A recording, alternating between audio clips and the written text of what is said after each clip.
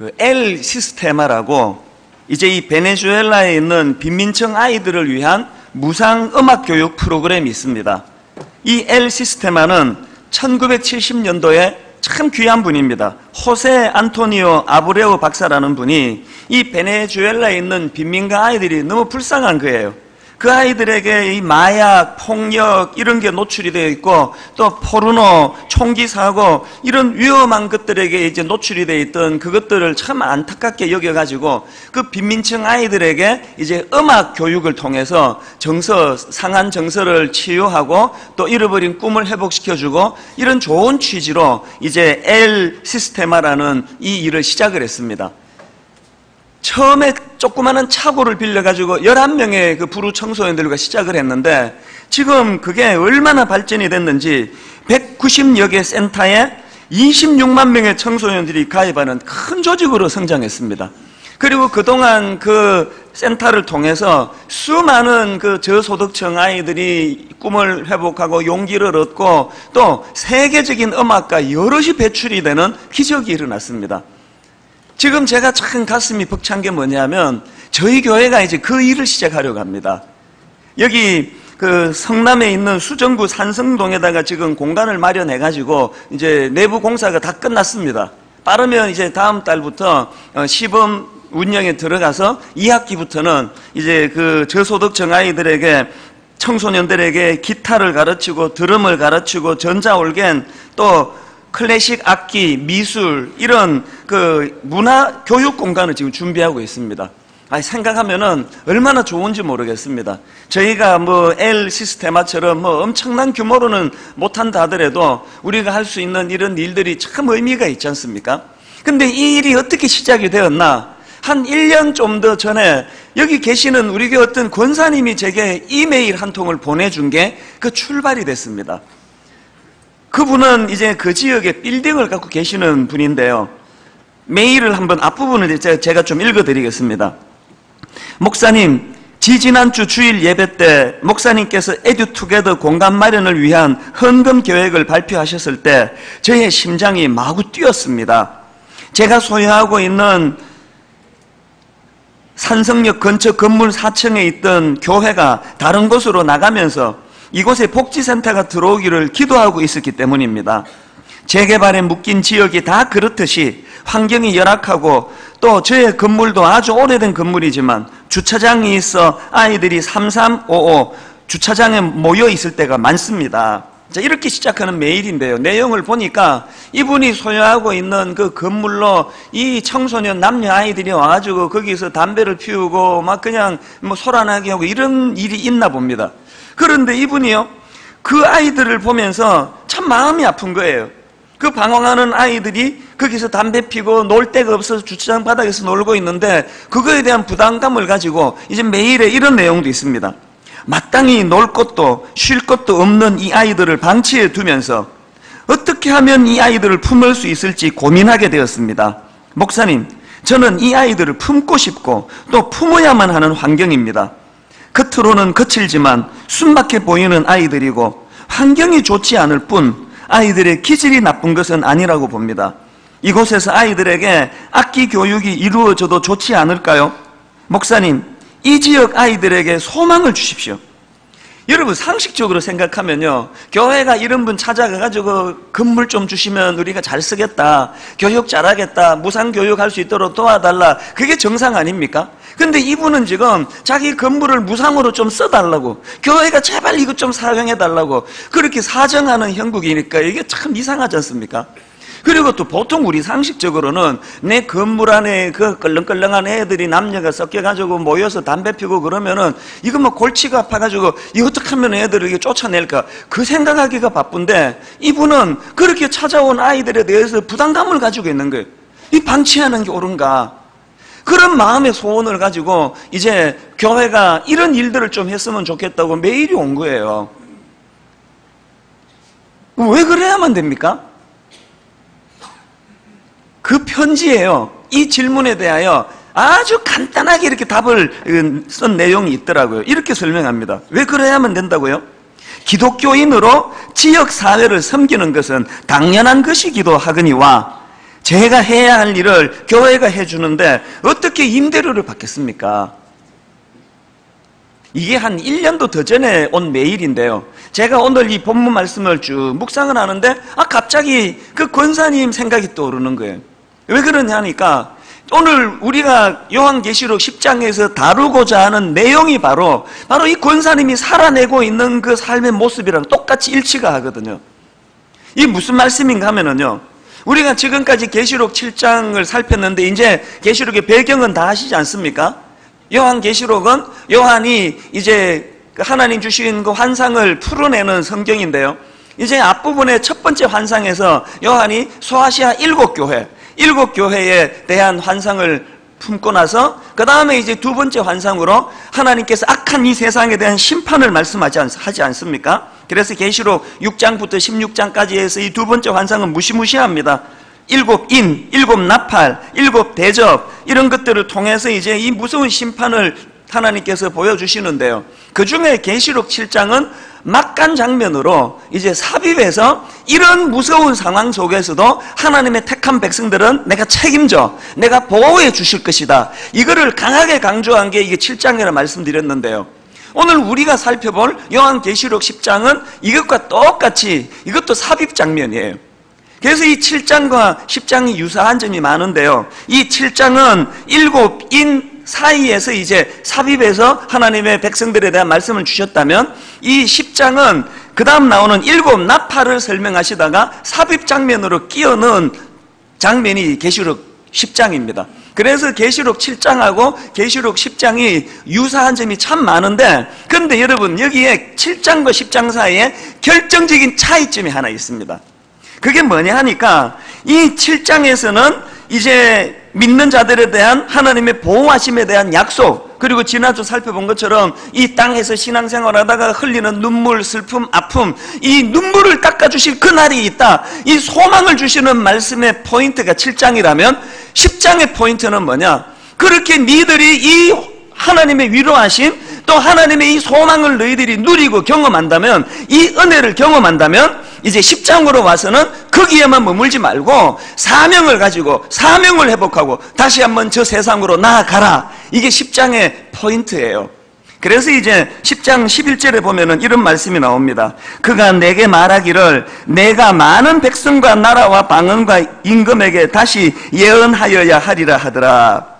이 11절 말씀은요, 무엇과 그 조화를 세트를 이루어 읽어야 되느냐 하면, 혹시 여러분 그 계시록 4장 1절 말씀 기억하십니까? 이 일 후에 내가 보니 하늘에 열린 문이 있는데 내가 들은 바 처음에 내게 말하던 나팔 소리 같은 그 음성이 이르되 이리로 올라오라. 이후에 마땅히 일어날 일들을 내가 내게 보이리라 하시더라.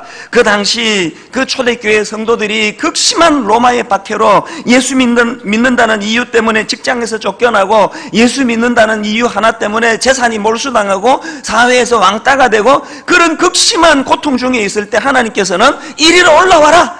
그 땅에서의 절망만 보지 말고 천상교회에 이 아름다운 소망을 니들이 가져야 한다. 그 소망을 주신 말씀이 4장 1절이란 말이에요.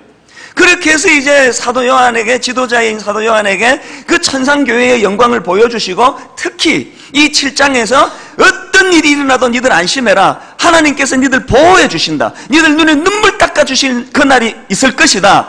그 확신의 말씀을 주시고는 이제 10장에서 어떡합니까? 다시 내려가라는 거예요. 오늘 우리가 이 말씀의 이 조화를 꼭 기억하셔야 됩니다. 7장이 아무리 행복하고 훗날 그 뜻 이해하리, 하나님의 위로하심을 갈망하는 건 다 좋지만, 하나님은 우리가 그 위로의 자리에만 머물기를 원하지 않으세요. 네가 위로받았니? 네가 은혜를 경험했니? 네가 치유를 경험했니? 세상으로 다시 나가야 돼. 사명 가지고 가야 돼. 이 조화가 10장의 말씀이라는 사실이에요. 여러분 앞에서 언급해 드렸던 그 권사님이요, 왜 그 자기 빌딩에서 담배 피고 꽁초 버리고 혼란하게 만드는 그 아이들에 대하여 그런 부담을 느껴야 되느냐고요? 왜 그래야 되느냐고요? 대답은 간단해요. 그 권사님이 7장에서의 이 은혜의 감격을 경험했기 때문이에요.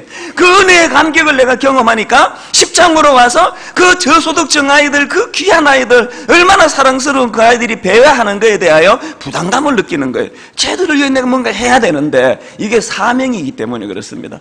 지금 제가 보면은요, 이 자리에 지금 여기에 그 소년원이 있습니다. 안양에 그 소년원에 있는 그 아이들에게요, 매주마다 가서 간식을 나눠주고 말씀을 전하고 복음을 전하고 그런 분이 여기 계세요. 늘 안타까워 하시면서 매일이 와서 호소하는 게 그거예요. 목사님, 애들이 한창 먹을 나이인데 지금 그 초코파이나 이런 것들을 좀 더 사가야 되는데 예산이 부족합니다. 조금만 더 주시면 좋겠습니다. 여러분, 그 안양 소년원에 있는 그 애들이 이 집사님의 뭐 아들입니까? 조카입니까? 아무 연관이 없는데 왜 그 마음을 가져야 되느냐고요? 왜 그래야 된다고요? 그분은 7장에서의 은혜를 경험했기 때문이에요. 우리 성도님 중에는 교도소 사역하는 분도 계시고요. 여기 그 국군 수도 통합병원 군 복무하다가 그 다쳐가지고 수술하고 있는 그 장병들에게 매주 찾아가가지고 먹을 거 사다 주고 기도해주고 그 일을 하고 있단 말이에요. 왜 해야만 하냐고요? 대답은 간단합니다. 그들은 7장에서의 하나님 은혜를 경험했기 때문이에요. 이 은혜를 경험한 사람들은 모두가 다 10장에서 이 사명, 이 세상을 섬겨야 될 사명이 우리에게 있다는 것을 이해하기 때문에 그렇습니다. 여러분, 그 닉 부이치치라고 뭐 다 아시잖아요. 제가 화면으로 사진을 준비했지만 뭐 저 보실 필요가 없을 거예요. 호주 청년인데 날 때부터 사지가 다 그렇게 장애를 가지고 태어난 청년 아닙니까? 저게 얼마나 비관이 됐는지요. 그래 보니까요, 8살 때부터 자살 충동을 느꼈답니다. 그리고 10살 때 이미 자살 시도를 3번 합니다. 욕탕에 물을 받아 놓고요, 지금 사지가 없기 때문에 물속으로 빠지면 스스로는 못 헤어나오잖아요. 그 꼬맹이 어린아이가 욕실에서 자살을 하려고 했던 그 사람이 닉 부이치치인데, 저 청년이요, 삶의 대전환이 일어납니다. 15살 때 요한복음 9장 말씀이 그에게 전해져요. 날 때부터 시각장애인으로 태어난 그 불쌍한 영혼을 향하여 주님께서 그건 네 죄 때문이 아니다, 하나님의 영광을 위한 것이다, 그 말씀 앞에 부이치치가 은혜를 받은 거예요. 그렇게 그 말씀이 자기 삶의 자리를 잡으니까 인생이 바뀌어졌어요. 여러분, 그렇게 하고 끝납니까? 지금 이 부이치치가 전 세계를 다니면서 얼마나 가치 있는 그런 삶을 지금 살고 그것을 전하고 사명을 감당합니까? 모르긴 해도요, 이 부이치치 한 사람 때문에 자살하려고 했던 사람 목숨을 건져낸 게 아마 수천 명이 더 될 거예요. 지금도 그 일을 하고 있습니다. 이게 무슨 원리라고요? 내가 7장에서 가치 없는 나 같은 것을 구원해 주신 주님의 십자가 은혜를 생각하고 그 감격이 내게 넘쳐나면 자동적으로 10장에서 세상을 향한 사명이 주어지는 게 이 땅을 사는 우리 그리스도인들이라는 것입니다. 제가 일전에 그 김희아 집사님 소개해 드렸지 않습니까? 얼굴에 날 때부터 반쪽이 붉은 반점으로 그렇게 그 뒤덮여 있는 외모를 가지고 태어나서 갓난아기 때 부모에게 버림받고, 또 장성에서는 나머지 한쪽 얼굴조차도 암으로 도려내야 되는 아픔을 경험했던 그 자매가 김희아 집사님인데요, 이분이요, 그 쓴 책을 제가 보니까 이런 대목이 있어요. 자기는 오래전부터 마이크를 들고 싶었대요. 마이크 잡고 곳곳으로 다니면서 사람들 앞에 무대에 서고 싶었대요. 그게 뭘 표현하는 걸까요? 전하고 싶은 거예요. 이렇게 절망적인 내 삶 속에 하나님이 어떻게 개입해 주셨고, 자기는 이 위기 속에서도 어떻게 그것을 난관을 이겨내서 이렇게 희망을 가지게 됐는지를 선포하고 싶은 거예요. 그게 사명 아닙니까? 이분이 지금 그 꿈이 이루어져 가지고요, 그렇게 하고 지금 계세요. 참 재밌는 거는요, 제가 몇 주 전에 그 설교하던 그날 이분이 경기도에 마이크를 잡으러 오셨대요. 경기도에 왔는데 여러 사람이 이찬수 목사님이 오늘 설교 시간에 당신 얘기했다, 그걸 여러 사람이 얘기해 주셨어요. 더 재밌는 건요, 그렇게 하고 이제 다 마치고 이제 그 대구가 고향이니까 경부고속도로를 타고 가다가 휴게실에 들렀는데 모르는 낯선 사람이 오더니요, 오늘 이찬수 목사님이 설교 시간에 당신 얘기했습니다, 그 얘기를 해 주시더라는 거예요. 그래서 제가 그 얘기를, 그분이 해주는 얘기를 전해 들으면서, 야, 이 설교의 위력이라는 게 이런 거구나. 그래서 내가 단어 하나, 언어 구사 하나까지 조심해야 되겠다. 그래서 제가 무슨 생각을 하겠습니까? 김희아 씨는 김희아 씨대로 계시록 7장에서 받았던 하나님의 은혜에 감격해서 마이크 잡는 일을 전국 다니며 하시고, 저는 저에게 계시록 7장에서 주셨던 하나님의 그 은혜에 감격해서 이 강단을 정말 한 주 내내 정성껏 말씀을 준비해서 그렇게 복음 전하는 일을 내 사명으로 그렇게 생각해야 되겠다 다짐하게 되는 거예요. 여러분, 김희아 씨, 또 이찬수 목사, 이런 사람들 뿐이겠습니까? 오늘 이 자리에 계시는 모든 계시록 7장에서의 하나님의 은혜를 경험했던 성도들이라면 여러분 삶의 자리에서 어떻게 하면 계시록 10장에서의 이 사명을 내가 구현해낼 수 있을까? 이것을 가지고 고심하고 고뇌하고 그렇게 하나님 앞에 순종의 자리로 나가야 된다고 저는 생각합니다. 분당 우리 교회 모든 성도님들은 이 7장과 10장의 조화를 잘 이룬 성도님들 되시기를 바랍니다. 근데 중요한 게 뭔가 하면은요, 여기서 한 가지 살펴봐야 됩니다. 지금 10장에서 하나님께서 다시 저 땅으로 내려가서 네 사명을 감당해라, 말씀을 선포해라 그러는데요, 그 당시 초대교회 성도들 입장에서는 이게 참 어려운 말씀이에요. 왜냐하면 아무리 계산하고 또 계산해도 초대교회 성도들 입장에서는 이거는 희망이 없습니다. 절망입니다. 여러분, 그 총칼로 무장한, 총은 아니고 로마 군인들이니까 그렇게 그 흉측한 흉기로 무장한 군인들의 압제를 그 교회가 어떻게 감당합니까? 한국 교회처럼 뭐 1000만 명이나 되고 그것도 아니잖아요. 그 당시 교회라 봐야 뭐 조그마한 그런 인원인데 이건 감당할 수가 없잖아요. 그래서 절망이에요. 우리 이길 수 없습니다. 그런 생각을 하는데 자꾸 하나님께서는 아니라는 거예요. 희망이 있다는 거예요. 로마를 이길 수 있다는 거예요. 이게 여러분 수용이 되겠습니까? 그 당하던 입장에서는요. 근데 여러분 2000년의 세월이 지나고 우리는 역사를 알잖아요. 여러분 어느 분 말씀이 오르셨어요? 하나님이 오르셨잖아요. 로마를 이겼잖아요. 나중에 로마가 기독교를 국교로 삼을 정도로 백기투항을 하잖아요. 이게 어떻게 가능하냐고요? 그게 복음이에요. 그러면서 하나님께서는 아직 희망이 있으니까 희망을 가지고 내려가라는 거예요. 땅으로 가서 선포하라는 거예요. 저는 이 말씀이 왜 위로가 되는가 하면요, 지금 한국교회 상황은요, 더도 덜도 말고 딱 지금 로마 교회 압제 앞에 절망하던 초대교회 상황이에요. 믿음 없는 제 눈으로 보면요, 한국교회 끝났습니다. 희망 없어요. 이렇게 이미지가 땅에 떨어져 가지고 무슨 복음을 전합니까? 지난주에도 또 어떤 목사님이 또 큰 거 한 건 또 쳤더라고요. 무슨 지하철에서 여자 치마 입은 치마 사진 찍다가 들켜가지고, 이게 무슨 망신이에요 이게 뭐 끊임없이 이런 일들이 나오고 있으니까 저는 절망하는 거예요. 이제 끝났다, 안 된다, 이제 한국교회 희망 없다. 그런데 여러분, 제가 눈만 감으면 하나님이 저를 책망하시는 거예요. 아니라는 거예요. 희망이 있다는 거예요. 무슨 소리냐? 너는 네 할 일만 잘하면 된다는 거예요. 그러시면서 하나님께서 10장의 사명을 감당할 수 있는 비법을 하나 가르쳐 주세요. 이게 우리에게 얼마나 중요합니까? 그 비법이 뭐냐? 유일한 대안이 9절 말씀이에요. 9절을 한번 보십시오. 하나님이 주시는 대안이에요. 내가 천사에게 나아가 작은 두루마리를 달라 한적, 그 다음 보세요. 천사가 이르되 각다 먹어버리라. 내 배에는 쓰나 내 입에는 꿀같이 달리라 하거늘. 여러분, 이 11절에서의 그 무거운 사명을 감당할 수 있는 하나님이 주신 대안이 뭐냐? 말씀을 먹으라는 게, 말씀을.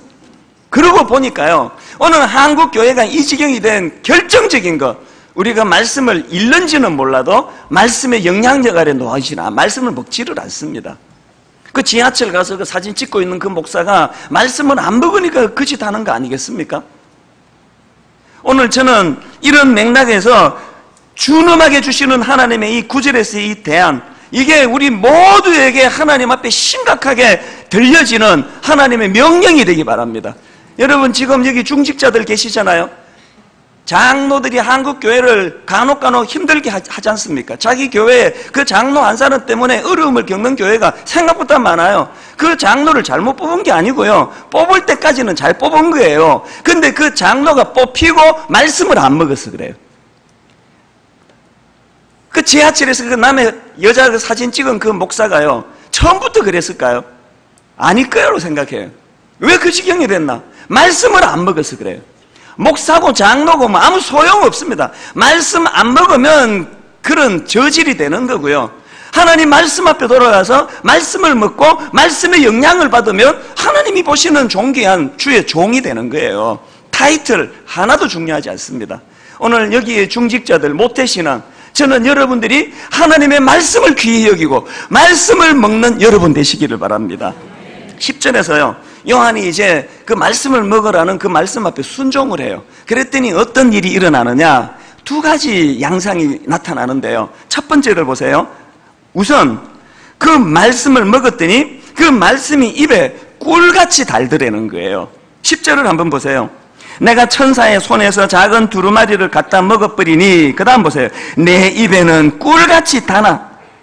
오늘 우리가 이거 경험 안 하면 신앙생활 어렵습니다. 여러분, 하나님의 말씀이 여러분 인생에 꿀같이 달다는 걸 경험해 본 적이 있으세요? 우리가 잘 아는 시편 119편 105절에 이런 말씀이 있지 않습니까? 주의 말씀은 내 발의 등이요 내 길의 빛이니이다. 요즘처럼 이런 캄캄한 혼미한 시대에 이 말씀처럼 요긴한 말씀이 어디 있습니까? 이 어두운 세상에 주의 말씀이 내 발의 등이 되고 내 길의 빛이 되는 이런 일이 요긴한데, 이게 어떤 사람에게만 가능하냐? 다 일어나지 않아요. 어떤 사람에게 이런 일이 일어나느냐? 바로 앞구절인 103편을 보셔야 됩니다. 103절에 이런 말씀이 나옵니다. 주의 말씀의 맛이 내게 어찌 그리 단지요 내 입에 꿀보다 더 다니이다. 이 말씀이 구현되니까 주의 말씀은 내 발의 등이요 내 길의 빛이니이다. 이게 가능한 거예요. 여기 암만 오래 예배 드리고 해도요, 여러분이 주의 말씀이 내 인생에 꿀같이 단 것을 경험하지 못하면 주의 말씀은 여러분 인생의 등불이 될 수가 없습니다. 구약의 에스겔 선지자도 마찬가지 아닙니까? 에스겔 3장 1절을 한번 보세요. 또 그가 내게 이르시되 인자야 너는 발견한 것을 어떡하라고요? 먹어라. 너는 이 두루마리를 먹고 가서 이스라엘 족속에게 말하라. 자, 여러분 여기 이 말씀의 순서를 한번 보세요. 가는 게 먼저입니까? 먹는 게 먼저입니까? 먹는 게 먼저예요. 먹는 게 먼저. 말씀이 내 안에 꿀송이처럼 달고 내가 말씀을 먹을 때 사명을 가지고 갈 수 있는 능력이 나타나고 사명을 가지고 가서 하나님의 말씀을 제대로 전파하는 선지자 노릇을 할 수 있는 거예요.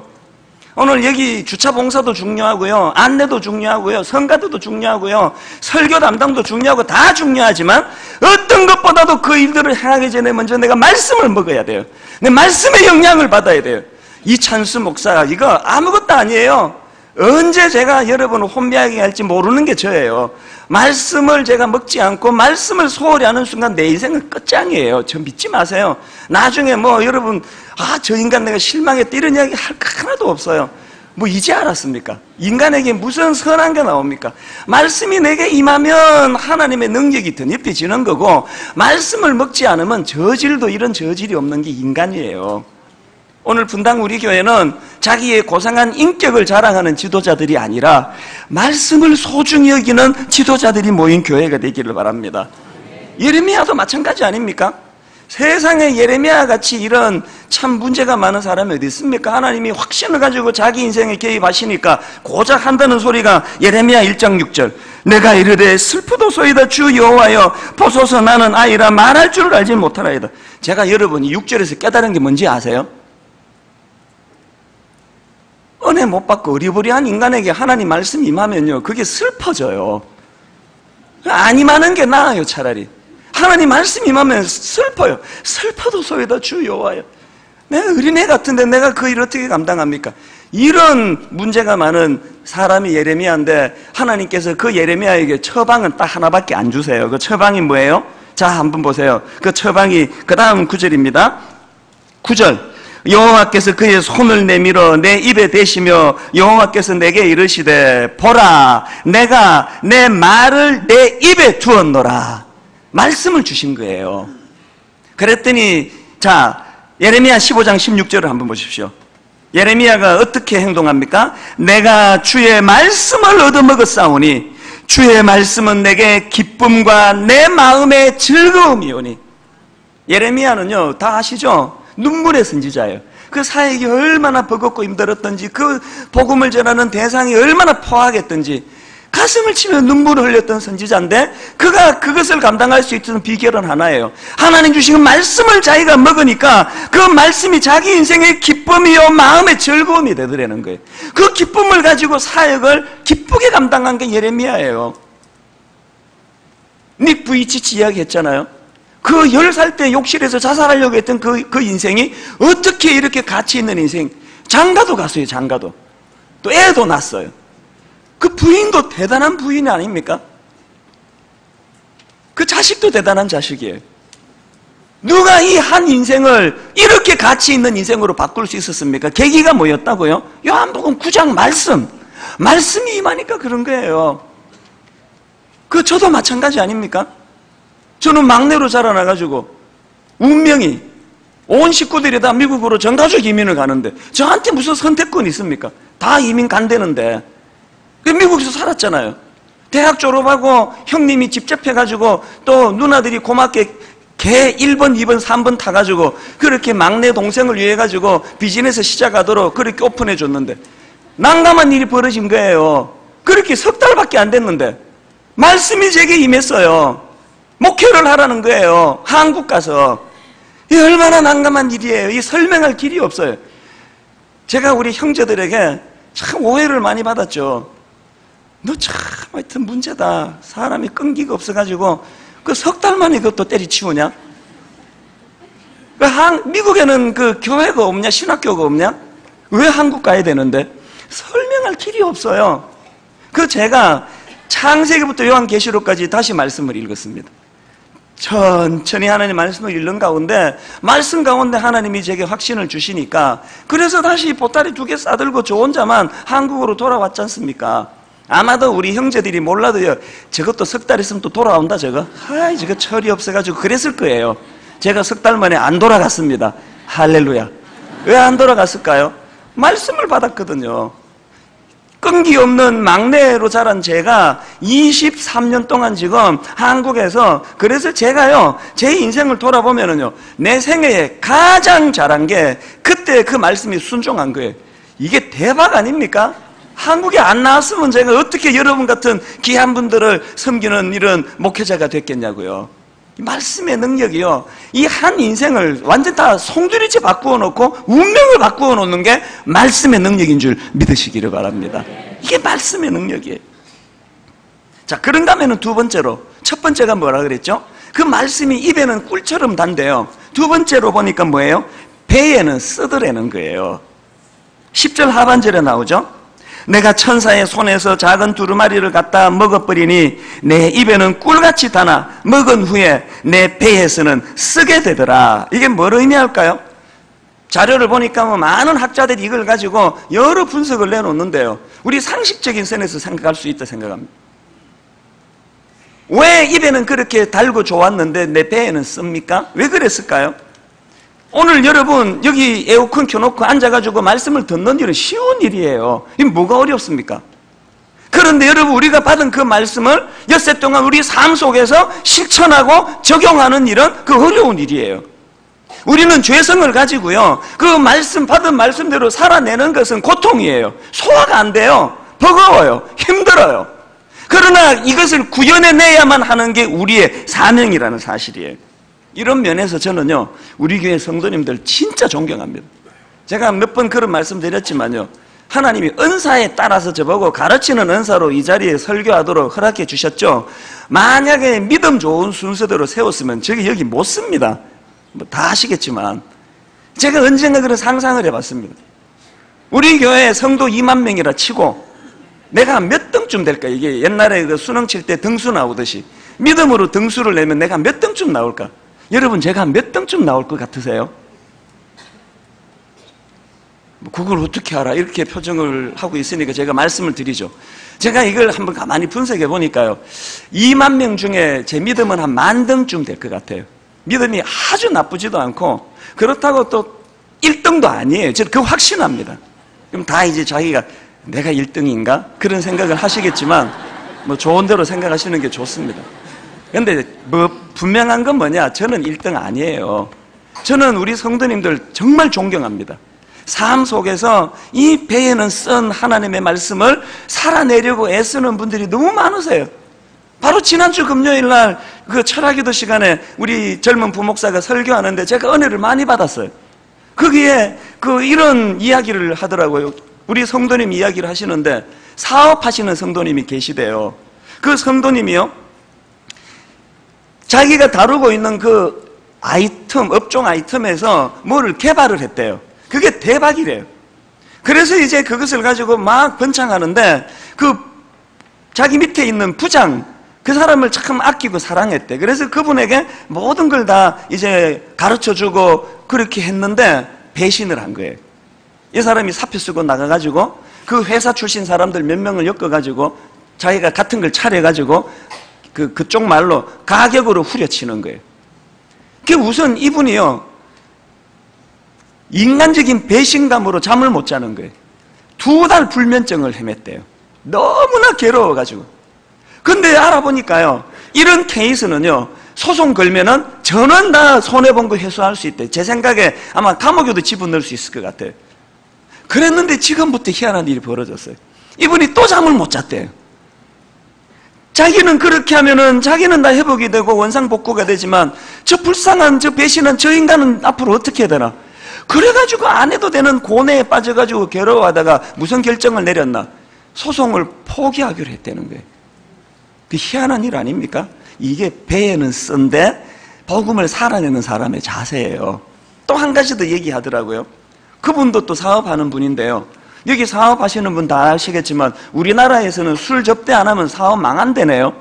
그 대기업의 어떤 사람들은 아주 나쁘대요. 그래서 술 접대 받을 때 자기가 하나님인 줄 안대요.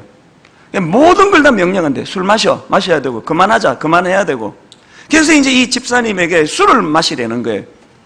이분이 그날 그걸 거절했습니다. 저는 술을 못 마십니다. 그랬더니 무슨 경고를 하는가 하니까 거래가 끊어질 텐데. 그래서 끝까지 술을 안 마셨대요. 그래서 어떻게 됐을까요? 하나님이 보호해 주셔가지고 거래가 끊어졌어요. 이분이 얼마나 낙심이 됐겠습니까? 그래서 회사에 앉아가지고 이제 국내의 거래가 다 끊어지고 이제 망하게 됐는데 바로 그때 중국에서 연락이 왔답니다. 그래가지고 국내에서 거래 다 끊어진 거 중국에서 다 회복했다는 거예요. 어제 이제 금요일 날 이 설교하는데 제가 은혜를 받으면서도 제가 조금 불만이었어요. 왜 맨날 저런 것만 설교 시간에 인용하느냐고. 솔직히 말해가지고 그렇게 거절했다가 국내 선 다 끊어지고 중국에도 끝까지 연락이 안 와가지고 망한 케이스가 더 많은데 왜 중국에서 연락 온 것만 설교하느냐고. 그렇지 않습니까? 우리가요, 하나님 말씀에 순종했을 때 국내가 다 끊어지면 중국에서 전화 와가지고 막 연락 올 거다. 그것도 믿음이지만 더 큰 믿음이 뭐예요? 그리 아니하실지라도 이게 옳은 일이기 때문에 이 일을 내가 그리스도인으로 해내야 되기 때문에 하는 그게 가치 있는 거 아닙니까? 이런 삶을 살아내는 성도들이 너무 많다는 거예요. 제가 그 설교를 들으면서요, 야, 이 찬수 목사 이거 정신 차려야 되겠다. 그 설교 듣는 성도 수준이 저 정도인데 이 내가 이래 갖고 되겠나? 사실 여러분, 이 목사들이 이게 좀 참 어려움이 있는 게 뭐냐면 우리는요, 그걸 이렇게 경험할 수 있는 길이 없어요. 뭐 집사님이 나보고 뭐 술 마셔 막 이러는 사람도 없고요. 뭐 장로님이 이거 안 마시면 교회에서 쫓겨날 거야 이런 사람도 없고 이러니까 그걸 시험할 길이 없어요. 그래서 저희는 1만 성도 파송 운동주 순종해서 하고 있는 거 아닙니까? 배에는 쓰지만 우리 삶 속에서 살아내야 될 복음이 있다는 거예요. 저는 오늘 말씀을 마무리하면서요, 사실 여러분 제가 이 본문을 준비하면서 뭐 구약에 무슨 신약에 무슨 구절 찬구절 갖다 붙여가지고 설교 준비 쫙 하다가요, 어제 오후에 아깝지만 다 버려버렸어요. 이까짓 게 무슨 소용이냐, 이 이론 같은 게. 살아내는 게 중요한 거지. 그래서 사례 중심으로 설교를 바꾸었습니다. 너무 많아가지고요, 아깝지만 다 준비한 것 중에 몇 개나 빼놨습니다. 저는 또 이제 아까우면 또 언젠가는 반드시 쓰기는 써요. 살아내는 거예요, 살아내는 거. 그래서 여러분이 2가지요, 말씀을 먹는 인생, 또 그 말씀에 반응하는 인생, 이게 하나님이 기뻐하시는 모습이라는 거예요. 한 가지 말씀만 더 드릴게요. 언젠가 그 캐나다에 계시는 어떤 교포분에게 메일이 왔습니다. 그분이요, 메일에서 이런 내용을 보냈습니다. 한번 들어보십시오. 2012년 제겐 무엇보다 분당 우리 교회를 통해서 하나님 살아계심을 체험한 김 집사님 가정 때문에 참 행복했던 한 해였습니다. 아들을 잃고 말할 수 없는 절망 가운데 빠졌던 김 집사님과 남편분이 힘든 고난의 시간을 통과하고 하나님의 임재하심을 깊이 체험하면서 교통사고를 낸 가해자를 용서하고 석방시킨 소식, 남편분이 신앙을 고백하고 학습을 받았다는 소식, 그리고 이제 못다 이룬 아들의 삶을 생각하면서 청소년들을 위해 헌신을 시작하시다는 소식, 그리고 그분들의 삶에 영향을 받아 몇몇 가족들은 그동안 단단하게 닫았던 마음의 문을 열고 주님께 돌아오는 역사도 있었다고 하더군요. 이게 무슨 사연인가 보니까요, 캐나다에서 생활하시던 이 가정이 한국으로 돌아오셨어요. 그리고 얼마 있다가 만취 음주운전자에게 사랑하는 아들이 교통사고를 당해서 목숨을 잃은 거예요. 가슴이 아픈 건 그 아들이 독자예요.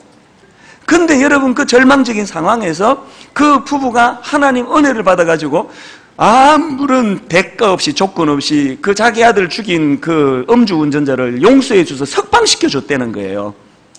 편지 조금만 더 읽어드릴게요. 지난 여름에 한국을 방문했다가 김 집사님을 뵈었었는데 그때만 해도 가해자를 용서할 수 없어서 슬퍼하고 우시고 절망하던 모습이었는데 기도 가운데 그분들의 마음을 강렬하게 터치하셨던 성령님의 역사를 생각하면 감사와 감격의 눈물밖에 없음을 고백합니다. 목사님 정말 감사드립니다. 그리고 살아계신 하나님, 살아계셔서 끊임없이 그 증거들을 보여주고 계신 하나님을 찬양합니다. 나중에 그 남편분에게 메일이 왔습니다. 이분은 처음에 믿음이 별로 없었던 분이에요. 메일 한 부분만 읽어드릴게요. 사실은 지방법원 1심에서는 저희들이 도저히 그 교통사고 운전자에 대한 미움을 주체할 수 없었고, 또 그들이 재판 전날 공탁금 얼마를 걸고 변호사를 새로 선임해 어떻게든 실형을 면하려고 하는 모습이 너무너무 미웠습니다. 누가 이 말씀에 공감하지 않습니까? 너무 가슴이 아픈 게 제 기억으로요, 그때 그 아들이 죽을 때 나이가 30살이에요. 그 다 키워놓은 그 아들, 만취 음주운전으로 그 아들을 죽인 그 사람인데요, 용서할 수가 없었는데 그해 우리 교회 특별 새벽 부흥회, 이 남편분 그때 믿음이 별로 없었다고 제가 아는데 두 부부에게 동시에 하나님의 말씀을 주셨어요. 그래서 새벽 부흥회 때 은혜를 경험하고 아무 조건 없이 그 가해자를 용서해서 석방시켰습니다. 여러분, 말씀이 배에는 쓰지만 그것을 우리 삶 속에 구현해내려고 몸부림치는 삶, 그게 믿는 사람들의 이 땅에서의 삶인 줄 믿습니다. 오늘 저는 결론을 맺으면서 이 찬양을 부르고 싶은데요, 이 찬양은 청년들은 너무나 은혜 받는 찬양인데 이 어른들은 잘 안 불렀던 찬양인데요, 여러분 이 찬양 아시죠? 전능하신 나의 주 하나님은 능치 못하실 일 전혀 없네. 우리 가사를 생각하시면서 함께 찬양하시기 원합니다. 먼저 이렇게 선포하십시오. 전능하신 나의 주 하나님은 어떤 분이십니까? 능치 못하실 일 전혀 없네.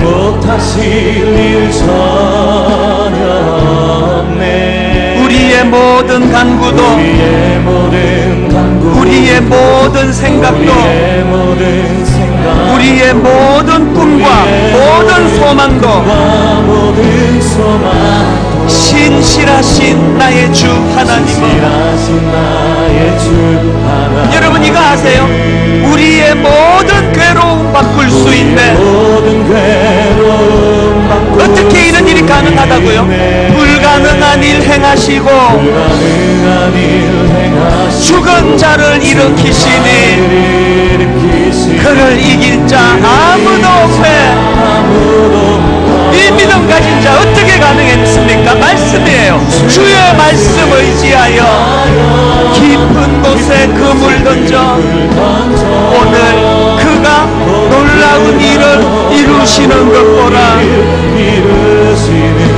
주의 말씀 의지하여 믿음으로 그물 던져 믿는 자에게 능치 못함 없네.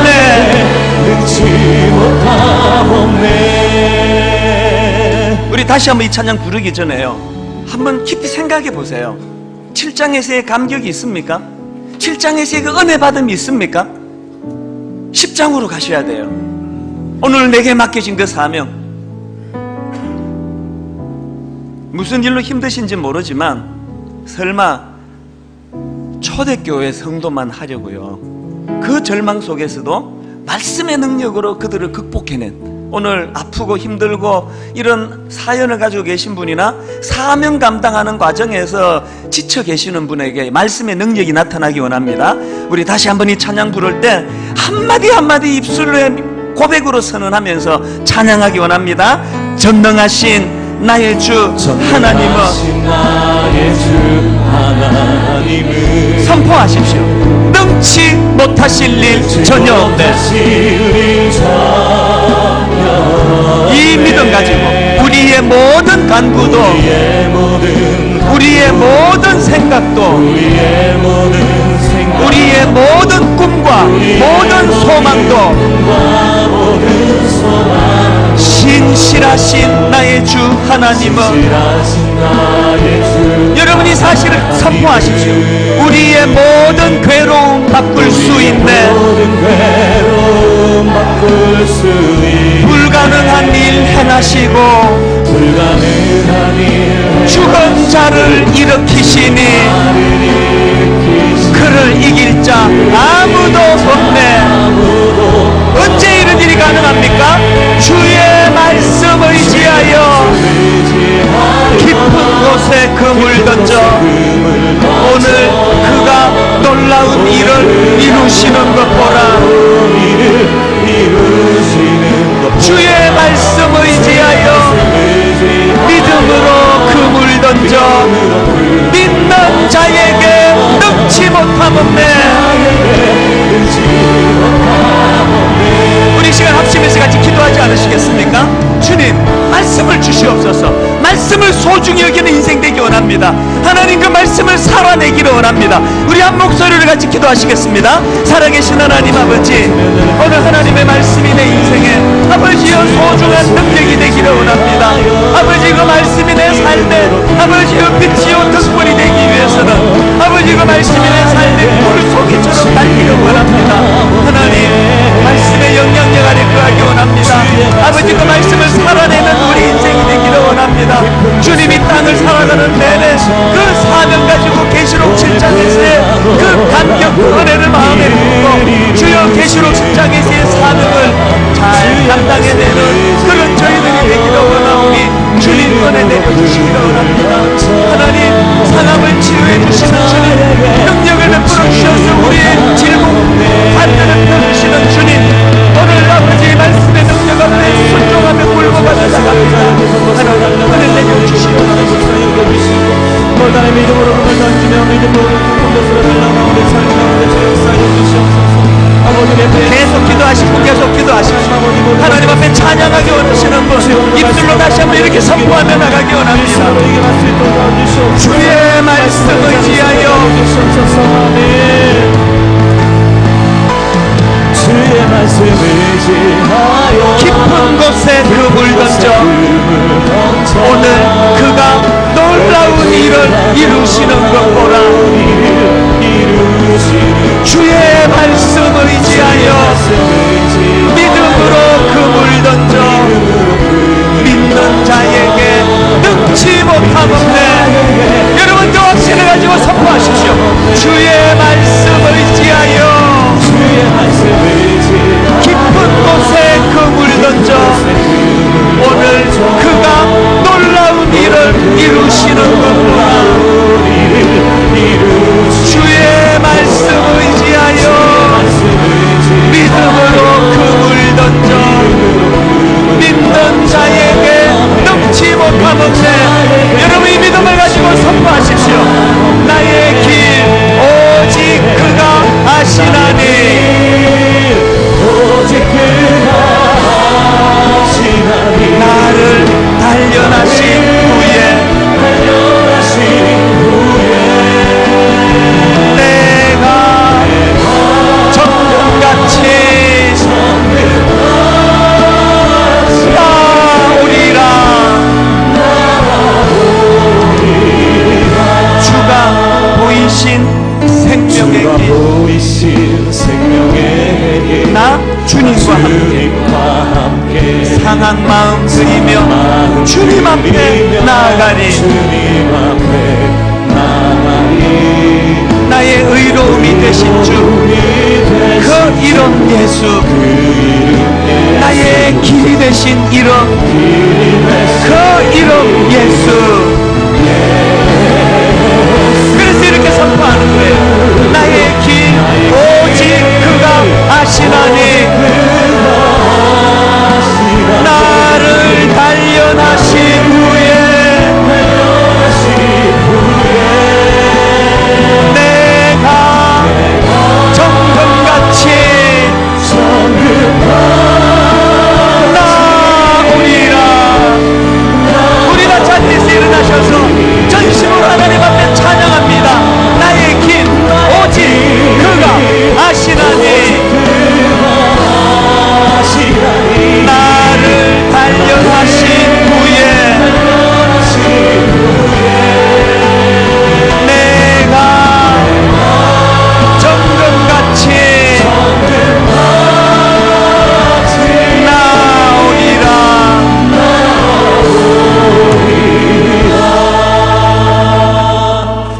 하나님 아버지, 말씀을 소중히 여기는 인생, 그리고 그 말씀 앞에 순종하며 나아가는 인생, 그 말씀의 능력을 경험하는 인생, 바로 저희들 삶이 되게 하여 주시옵소서.